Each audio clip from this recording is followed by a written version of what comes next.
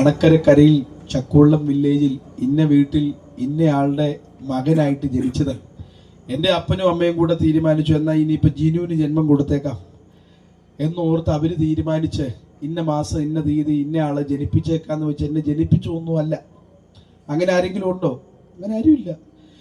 അവരുടെ ദാമ്പത്യ ജീവിതത്തിനകത്ത് ദൈവം അവർക്ക് കൊടുത്ത ഉദരഫലമാണ് ഞാൻ. ദൈവം അവരുടെ ദാമ്പത്യ ജീവിതത്തിൽ കൊടുത്ത നന്മയാണ് ഞാൻ. നമ്മൾ ഒരു പ്രത്യേക ഡേറ്റ് ഒന്നും തീരുമാനിച്ചിട്ടില്ല. ഡോക്ടർ പറഞ്ഞ ഡേറ്റിനും അല്ലല്ലോ ഇതൊക്കെ സംഭവിക്കുന്നത്. അപ്പൊ എന്റെ ജനനം അവരുടെ ദാമ്പത്യ ജീവിതത്തിനകത്ത് ദൈവം കൊടുത്ത ഒരു നന്മ എന്നോണം ആകസ്മികമായി കർത്താവ് കൊടുത്തൊരു ഭാഗ്യം, കർത്താവ് കൊടുത്തൊരു നന്മ എന്നൊക്കെ വേണമെങ്കിൽ നമുക്ക് പറയാം. പക്ഷെ യേശുക്രിസ്തുവിനെ കുറിച്ച് അങ്ങനെയല്ല. യേശുക്രിസ്തുവിന്റെ ജനനം ആകസ്മികമായി സംഭവിച്ച ഒന്നല്ല. അവൻ യഹൂദയിൽ ജനിക്കുമെന്ന്, യഹൂദയിൽ ബെത്ലഹേമിൽ ജനിക്കുമെന്ന്, ബെത്ലഹേം എഫ്രാത്തയിൽ ജനിക്കുമെന്ന് പ്രവാചകൻ എങ്ങനെ പ്രവചിച്ചോ അതേ ഇടത്ത് തന്നെയാണ് ക്രിസ്തു ജനിച്ചത്. ക്രിസ്തുവിന്റെ ജനനം ആകസ്മികമായി സംഭവിച്ചതല്ല, അതൊരു പ്രവചന നിവൃത്തിയാണ്. ക്രിസ്തുവിന്റെ ജനനം മാത്രമോ?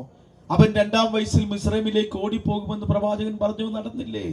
അവൻ നസ്രായൻ എന്ന് വിളിക്കപ്പെടും എന്ന് പ്രവാചകൻ പറഞ്ഞു, നടന്നില്ലേ? അവൻ സെബുലൂൻ നഫ്താലിയിൽ പ്രവചിക്കും, അവിടെ അവൻ ശുശ്രൂഷിക്കുമെന്ന് പ്രവാചകൻ പറഞ്ഞതുപോലെ തന്നെ സംഭവിച്ചില്ലേ? തീർന്നില്ല.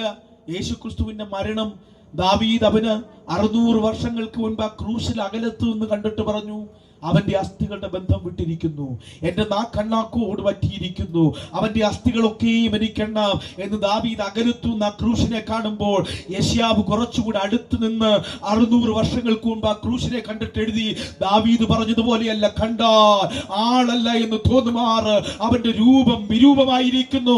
അങ്ങനെ അവൻ എങ്ങനെ ജനിക്കുമെന്ന്, എങ്ങനെ ജീവിക്കുമെന്ന്, എങ്ങനെ മരിക്കുമെന്ന് പ്രവാചകന്മാർ പറഞ്ഞു.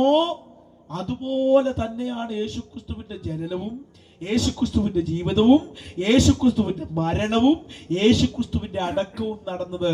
അപ്പൊ അതേ പ്രവചന സത്യം ഉയർത്തിയിട്ടാണ് ഇവിടെ പൗലോസ്ലീഹ തെളിവായിട്ട് അവതരിപ്പിക്കുന്നത്.